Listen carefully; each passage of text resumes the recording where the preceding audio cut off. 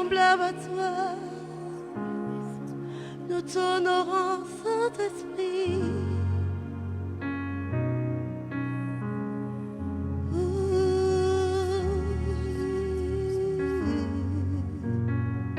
Alléluia. Nous te bénissons, Seigneur.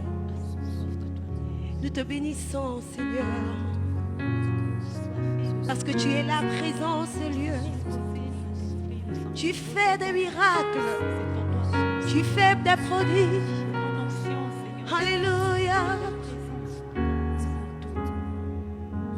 Quand je me tiens dans ta présence, il n'y a rien que tu ne puisses faire. Émerveillé par ta présence, il y a la paix, la joie et l'espérance. Oh, il n'y a personne comme toi, Jésus. Nul n'est comme toi. Sur toute la terre, il n'y a personne comme toi, Jésus. Nul n'est comme toi. Quand je me tiens dans ta présence, alléluia. Il n'y a rien que tu ne puisses faire. Quand je me tiens dans ta présence, il y a la paix, la joie et l'espérance. Oh, il n'y a personne comme toi, Jésus. Nul n'est comme toi. Sur toute la terre, il n'y a personne comme toi, Jésus. Nul n'est comme toi. Tu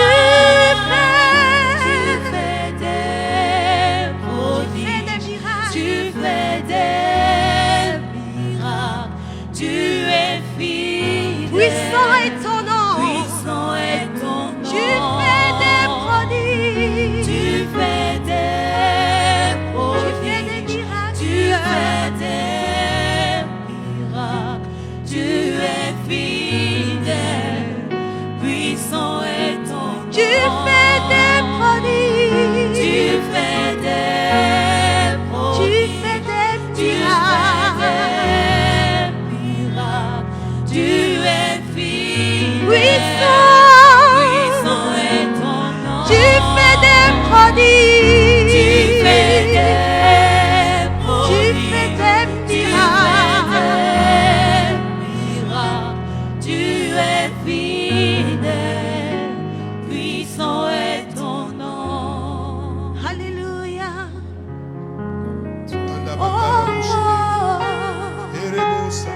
Qui est comparable à toi, Seigneur? Qui est comme toi? Alléluia.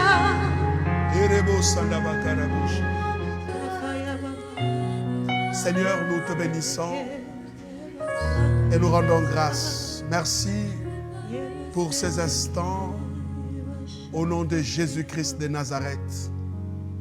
Amen. Bonsoir et que la paix du Seigneur soit dans votre esprit. Nous sommes au centre d'évangélisation Béthanie et nous apprécions ces moments glorieux que nous allons passer ensemble. Nous voulons prier le Seigneur que votre esprit soit disposé.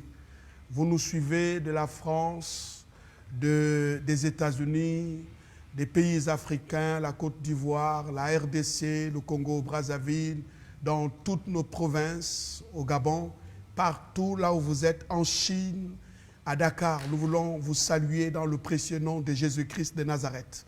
Nous abordons encore une série d'enseignements très importantes et nous voulons vous inviter à partager ce message. Permettez à ce que d'autres puissent accéder à ces bénédictions. Que Dieu vous bénisse. Nous allons donc parler ce soir, dans la suite bien sûr des enseignements que nous avons commencé dans cette série, nous parlons des obstacles, les obstacles à l'impact. Qu'est-ce qui peut faire obstacle à notre impact? Qu'est-ce qui peut faire en sorte que nous n'ayons pas une influence considérable, que nous ne puissions pas atteindre des objectifs, que nous ne puissions pas arriver là où le Seigneur nous a destinés. Donc nous manquons d'impact, nous manquons d'importance, nous manquons d'influence, parce que justement, il y a des obstacles à notre impact, quelque chose qui peut s'opposer pour que nous n'atteignions pas l'objectif voulu par le Seigneur.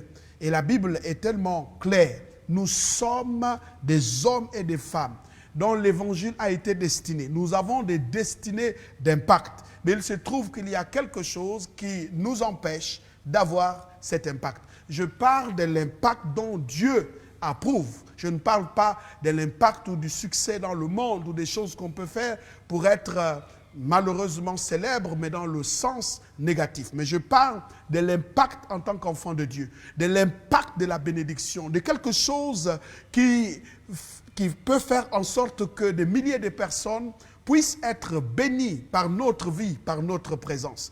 Qu'est-ce qui fait en sorte que nous n'ayons pas d'impact? Quels sont des obstacles? Et donc, nous allons aborder le tout premier obstacle à l'impact que nous allons voir. Et ensuite, probablement dimanche, nous allons aborder deux éléments qui, en réalité, nous empêchent d'avoir l'impact. Alléluia. Alors, donc, je vous invite à la lecture au chapitre 53 du livre d'Ésaïe. Le chapitre 53 du livre d'Ésaïe. La Bible dit, mais, au verset 5, mais il était blessé pour nos péchés, brisé pour nos iniquités.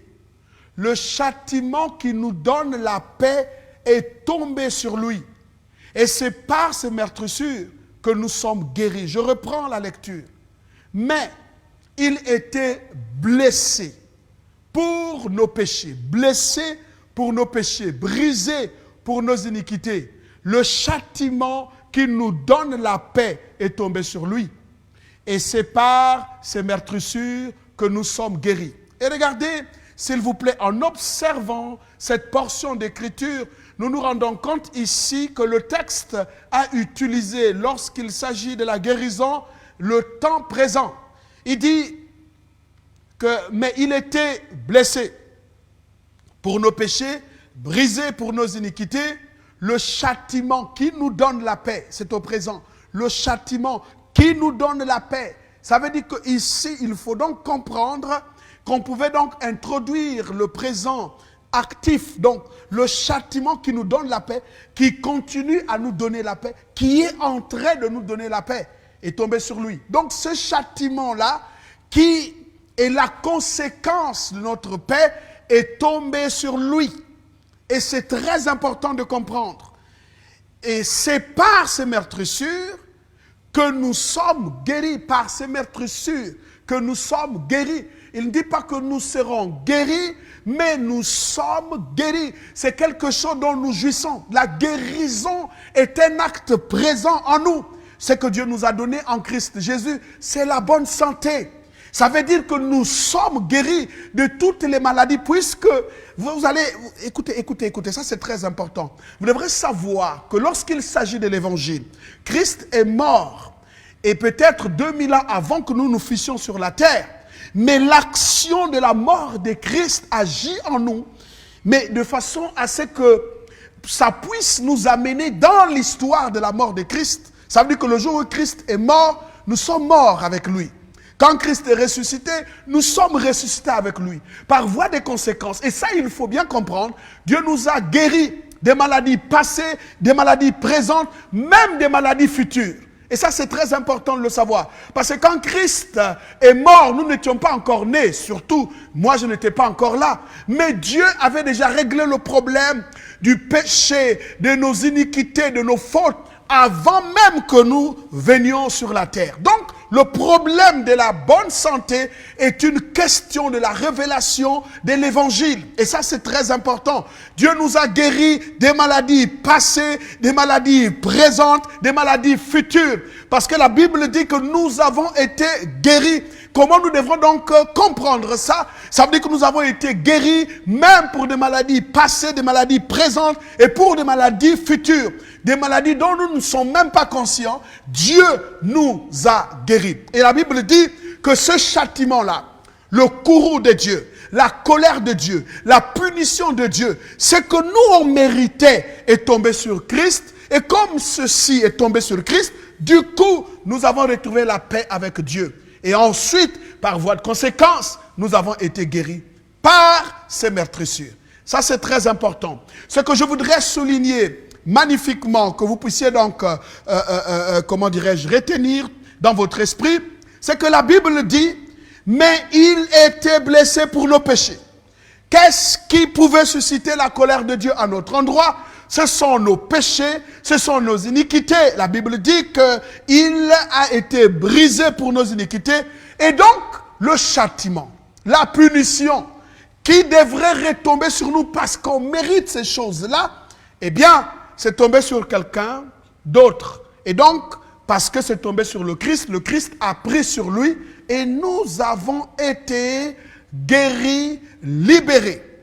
Qu'est-ce que je vais donc dire pour que vous puissiez comprendre dans le premier obstacle qui empêche qu'on puisse avoir une vie d'impact dans l'évangile, malgré les bonnes prédications de l'évangile que vous entendez, c'est d'abord la condamnation. La condamnation et l'autocondamnation. Je dis, ce qui fait en sorte que l'évangile, malgré le fait que Paul dit dans son épître aux Romains que l'évangile est une puissance de Dieu, c'est la puissance de Dieu pour le salut de quiconque croit. Cette puissance ne peut pas se dégager manifestement et ne peut pas se dégager comme il se doit là où il y a la condamnation et là où il y a l'autocondamnation. Soit vous êtes condamné ou alors soit on vous condamne. Écoutez-moi très bien. Prenons ce texte. Juste après le chapitre 53, nous découvrons le merveilleux chapitre 54. Donc, le chapitre 54 est donc la suite de la pensée de Dieu lorsque Christ est passé par la croix. Ça veut dire que Dieu a commencé à parler. Et donc, quand le Saint-Esprit nous parlait à partir de là, il se trouve que finalement, ce que nous devrons donc retenir, c'est que Dieu avait une pensée. Qu'est-ce qu'il voulait nous dire? Il voulait nous dire que finalement, il n'est plus en colère contre nous. Finalement, le châtiment qui devrait tomber sur nous est tombé sur son Fils. Finalement, nous sommes guéris. Ainsi de suite. Donc, Ésaïe 54. Ésaïe 54, versets 9 à 10. La Bible dit, « Il en sera pour moi comme des eaux de Noé. J'avais juré que les eaux de Noé ne se répandront plus sur la terre. Je jure de même de ne plus m'irriter contre toi et de ne plus te menacer. » My God, je ne sais pas si vous comprenez la chose comme moi. Dieu dit, je jure. En fait, Dieu n'a pas besoin de jurer. Dans les tribunaux, dans les juridictions humaines, oui, les hommes doivent jurer. Quand vous allez au tribunal, ils doivent jurer parce que, en fait, ce qui doit vous donner bonne justice ne garantissent pas l'équité qui se dégage dans leur justice rendue. C'est normal. Donc, mais Dieu n'a pas besoin de jurer parce qu'il est lui-même la justice, il est lui-même la vérité. La Bible dit que le mensonge n'habite pas. Ce que Dieu dit, c'est exactement ce qui est donc la vérité. Mais pourquoi ici, Dieu était obligé de jurer? Et quand Dieu jure, il jure par lui-même, au nom de sa vérité, et par lui-même. Et donc quand il dit « je jure », imaginez-vous un instant, Dieu se tient dans quel tribunal? Le tribunal le plus élevé de l'univers, c'est son propre tribunal à lui. Ce n'est pas un homme qui parle, ce n'est pas un prédicateur qui parle, ce n'est pas quelqu'un d'autre qui parle, mais c'est l'Éternel, le Dieu de justice, le Dieu glorieux qui dit, je jure par moi-même, je jure que je ne serai plus en colère contre toi. Il dit de même que j'avais juré à l'époque de Noé, il dit, il en sera de même. J'avais juré que les eaux de Noé ne se répandront plus sur la terre. Et de même, je jure de même de ne plus m'irriter contre toi. Ça veut dire, c'est la bonne nouvelle. Dieu n'est plus en colère contre toi. Il y a des prédicateurs, surtout que nous avons toujours tendance à dire aux gens, ce qui t'arrive, c'est la colère de Dieu. J'ai la bonne nouvelle, c'est que Dieu n'est plus en colère contre toi. Pourquoi? Parce que ce que Dieu te reprochait a été réglé en Christ Jésus. Ce que Dieu pouvait dire, alors a été réglé. Jésus-Christ a payé le prix et il a satisfait les exigences de Dieu. Dieu n'est plus en colère contre toi. Qui t'a dit que ce qui t'arrive, c'est parce que tu as fauté quelque part? Qui t'a dit que ce qui t'arrive, parce que Dieu est en colère contre toi? Non, le ciel ne te condamne plus. Non, Dieu ne te condamne plus. Non. Donc il y a un problème. Il dit, je te guéris. Donc ce que tu vis, ce n'est pas le fruit de la colère de Dieu. Je suis désolé.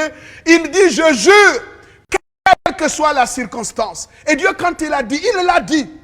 Il l'a dit juste après le chapitre 53, où on nous montre ici le sacrifice de Christ.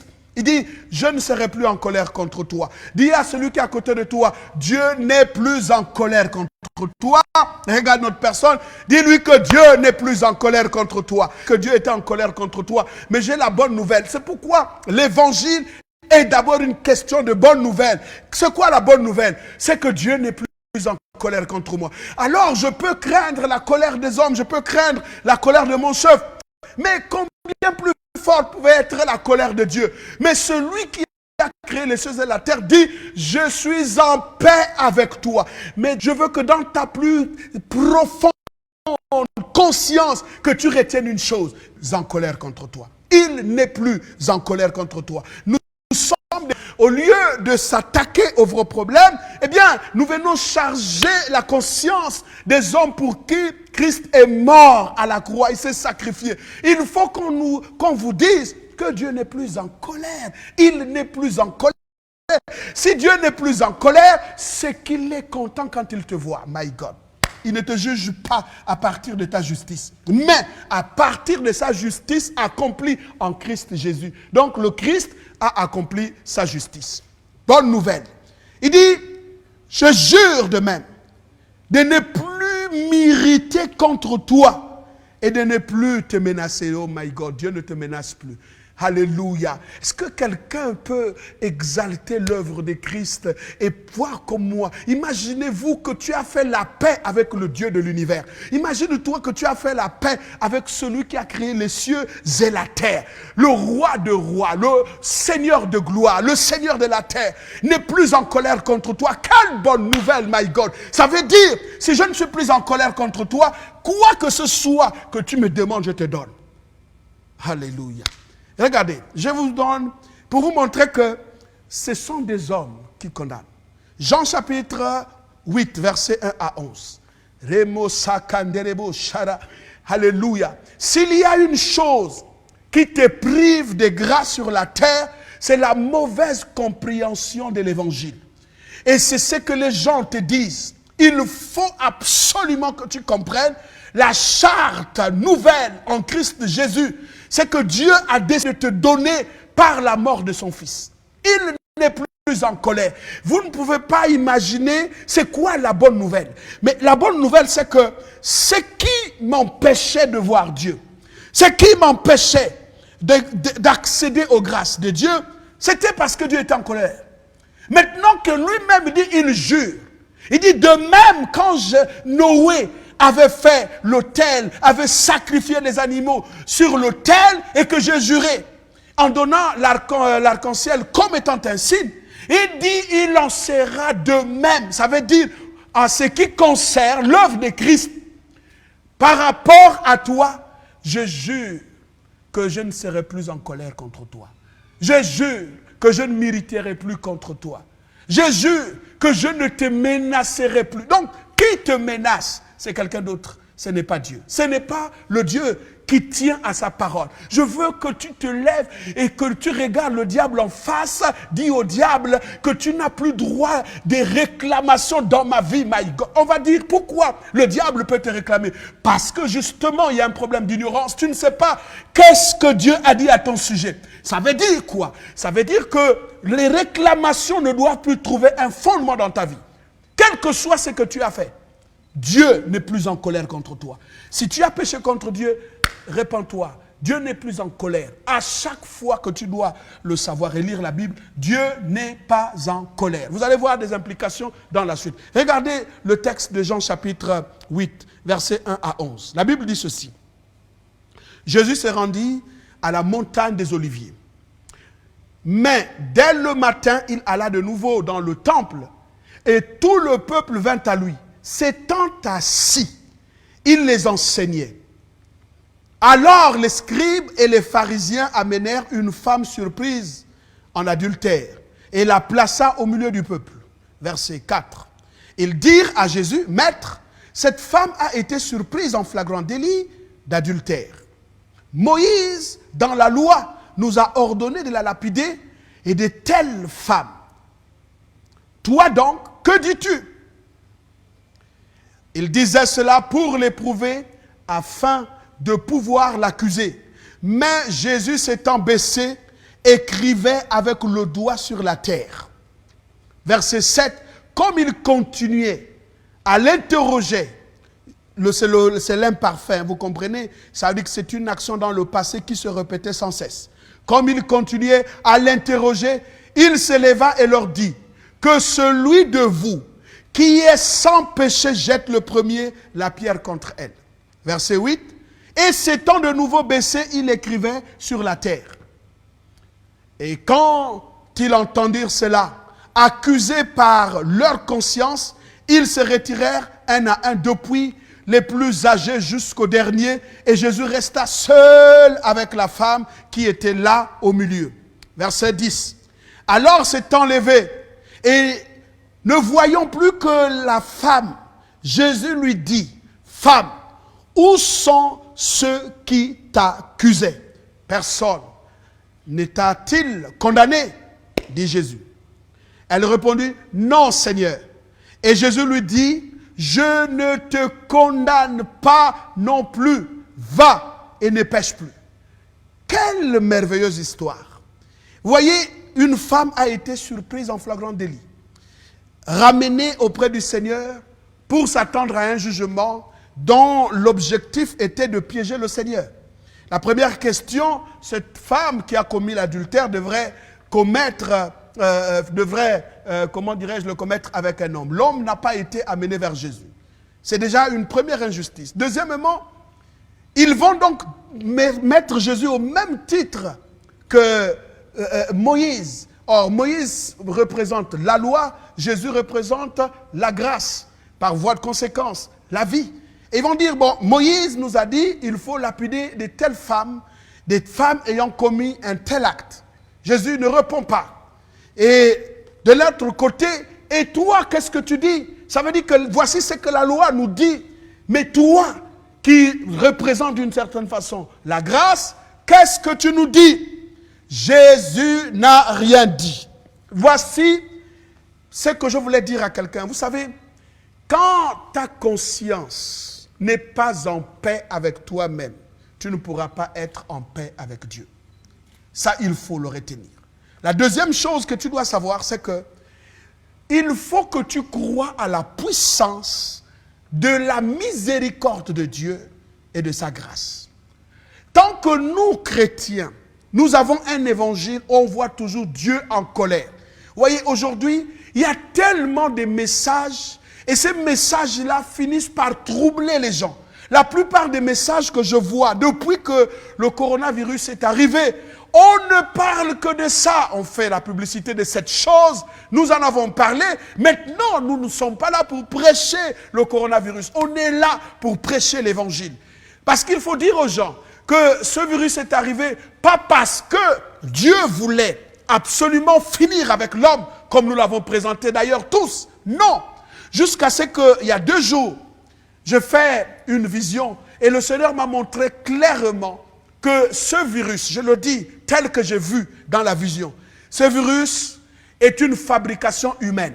Du moins, ce que j'ai vu de façon claire dans la vision. Et j'ai vu le scénario jusqu'à ce que le Seigneur me montre comment le virus a échappé au contrôle de ceux qui ont mis ce complot en marche. Du moins, c'est une vision telle que je vous dis. Je me tiens ici, je vous dis exactement ce que j'ai vu.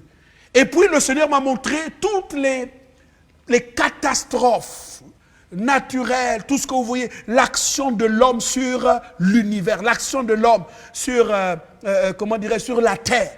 Et Dieu me montrait les déluges de partout, des catastrophes. Et le Seigneur me disait, ça c'est l'homme. Or, nous présentons Dieu comme un Dieu qui est continuellement en colère contre l'homme, alors que la Bible dit, il a envoyé son Fils, pas pour condamner le monde, mais afin que le monde soit sauvé. Dieu aime les gens. Dieu aime l'homme qu'il a créé à son image, selon sa ressemblance. Dieu aime le méchant, même s'il n'est pas d'accord avec les voies du méchant, mais Dieu aime le méchant. Nous avons tellement présenté Dieu de la mauvaise façon, comme un Dieu qui est en colère. Je vais dire, et ceci a influencé même les chrétiens. Et les chrétiens, et les non-chrétiens, tous sont dans la peur. Regardez, je vous donne un exemple simple, avant de conclure. Je discutais avec une de mes filles, et puis je lui ai dit, vous voyez, chaque fois qu'on dit Jésus revient bientôt, la première chose qu'on dit, il faut préparer tes voies, il faut être prêt. Ça veut dire qu'en fait, nous vivons pratiquement la même insécurité que ceux qui n'ont pas Christ. Pourquoi? Parce que même là, on présente que notre salut n'est pas une assurance. Donc, il n'y a pas un salut, assuré.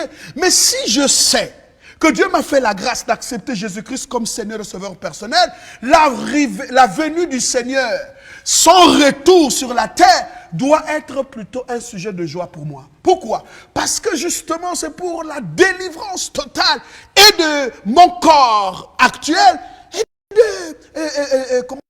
de toute la création. Pourquoi les chrétiens ont peur du retour de Christ? Comme si ils n'ont jamais eu un salut, mais un salut, aucune sécurité. C'est la preuve que notre évangile n'est pas un véritable évangile. L'évangile, c'est la bonne nouvelle. Je ne serai pas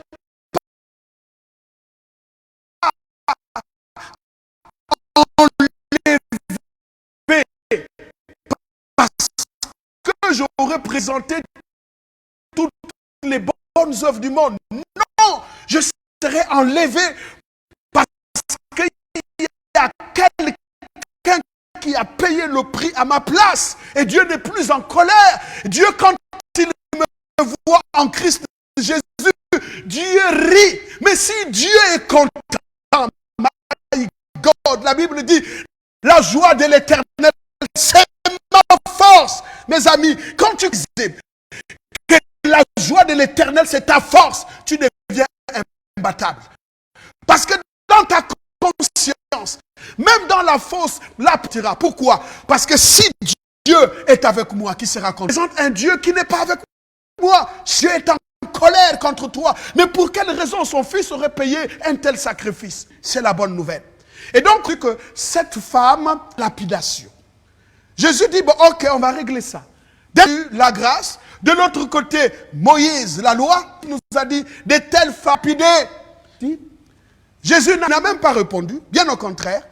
Alors, l'histoire, on l'a trouvé, il était dans le temple. Dans le temple qu'on est venu le trouver.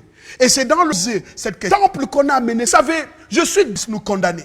Que le monde parle mal contre, pas d'accord que la contre à l'église. Je ne suis pas d'accord. Nous devrons plutôt profiter de dire des paroles qui exaltent la foi dans les cœurs des bien-aimés. C'est dans l'église que nous avons besoin d'apporter une parole de réconfort. Mais c'est dans l'église qu'on a amené cette femme pour s'attendre à ce qu'elle soit condamnée par Jésus. La Bible dit ceci. Le Christ s'étant abaissé. Écoutez-moi bien. Il est dans le temple. Il s'est abaissé pour écrire. My God. Il écrivait avec le doigt. Vous qui me suivez, il écrivait avec le doigt. Mais encore que je comprendrais si on l'aurait trouvé dans la cour où c'était une terre nue. Et là, on peut dire qu'il écrit parce que sur la terre, tu peux écrire et que quelqu'un puisse voir ce que tu écris. Mais il écrivait comme dans cette salle sur les carreaux. Imaginez-vous, qu'est-ce qu'on pouvait voir avec le doigt qu'il écrivait? Aucune écriture. Parce qu'il écrivait effectivement sur un sol où il y avait des blocs de pierre. Ça veut dire que c'était pas, voilà, il n'y avait pas de poussière pour dire que bon, ok. Donc il était en train d'écrire. Et donc j'imagine Jésus, quand il a vu la dureté des cœurs des gens, il leur dit, mais vous ne pouvez pas, moi, fils de Dieu, me comparer avec Moïse qui a apporté la loi. De toutes les façons, qui a donné cette loi? Alors, les gens n'ont jamais compris le geste de Jésus. C'est que Jésus les a ramenés au mont Sinaï, là où Moïse est descendu avec les blocs de terre. La Bible dit que Moïse est descendu avec des tables de pierre où Dieu avait écrit avec son doigt. Il leur rappelle que je suis Adonai, le Seigneur, je suis l'Éternel, je suis celui qui suis. C'est moi qui ai donné la loi à Moïse. Quand il était en train d'écrire sur les blocs de terre dans le temple, il était en train de leur dire que c'est moi qui ai donné la loi. Quand Moïse est descendu, j'ai écrit cette loi avec mon doigt. Je suis l'Éternel. Maintenant, je suis en train de vous dire, cette loi, je l'accomplis en moi et pour satisfaire les exigences de mon Père, mais c'est la grâce. Il dit à la femme, où sont ceux qui te condamnaient? Écoutez, lorsqu'on te condamne, on te dit des paroles méchantes, on veut te rabaisser, on veut te dire que ton péché ne pourra jamais être expié, ils sont en train de t'empêcher de devenir. Tu dois te lever, porte tes regards à Jésus-Christ de Nazareth. La Bible dit, où sont ceux qui te condamnaient? Écoute-moi bien, si tu acceptes la condamnation des hommes et tu seras bloqué, tu ne pourras pas relever la tête. Mais quand tu entendras la voix du Seigneur Jésus-Christ, ton maître, tu pourras relever la tête et il va te dire ceci exactement, moi non plus, je te condamne.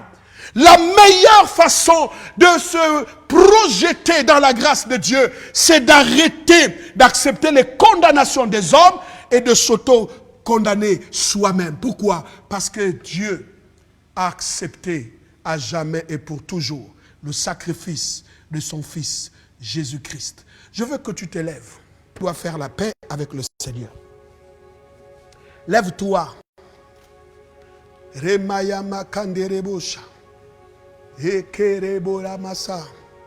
C'est Jésus qui a donné la loi. C'est aussi lui qui a aboli, qui a accompli cette loi et de façon parfaite. De façon parfaite. Je veux que tu te dises, Dieu ne te condamne pas. Je ne sais pas ce que tu as fait. Je ne sais pas qu'est-ce qui te culpabilise. On t'a tellement dit que tu es réclamé par le diable à cause de ce que tes ancêtres ont fait, à cause des actes que tu as posés il y a quelque temps. Non, Dieu dit, je ne te condamne pas et je ne te menacerai plus. Il faut que tu te lèves. Revêt-toi de la justice de Christ. Présente-toi devant le trône de la grâce. Dieu est tellement bon et formidable. Et qu'il t'a pardonné. Il t'a pardonné pour toujours. Il est en paix avec toi.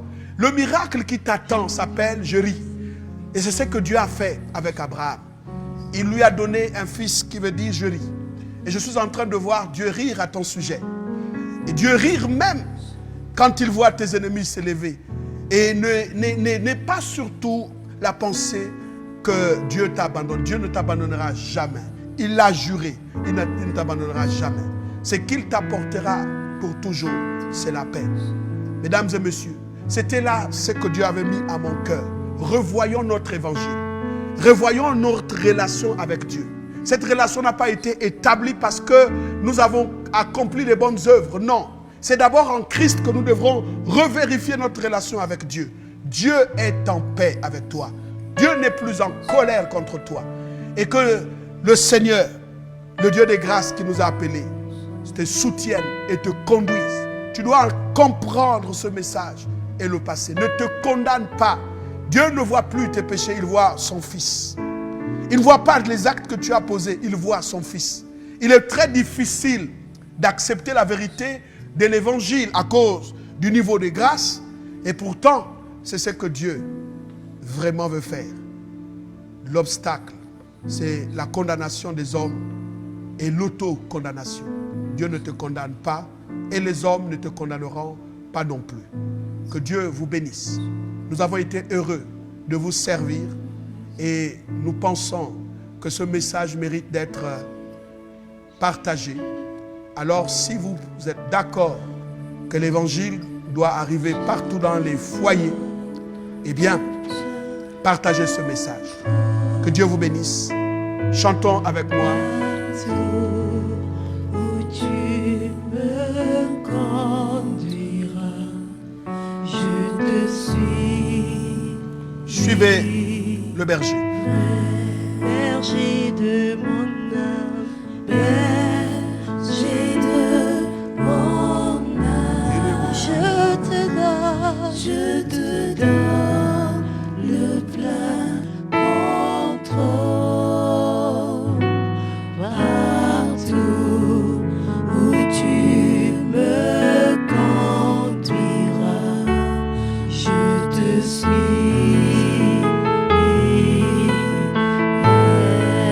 J'ai fait mon choix. J'ai fait mon choix. Je veux suivre ta voie. Partout où tu me conduiras, je te suis.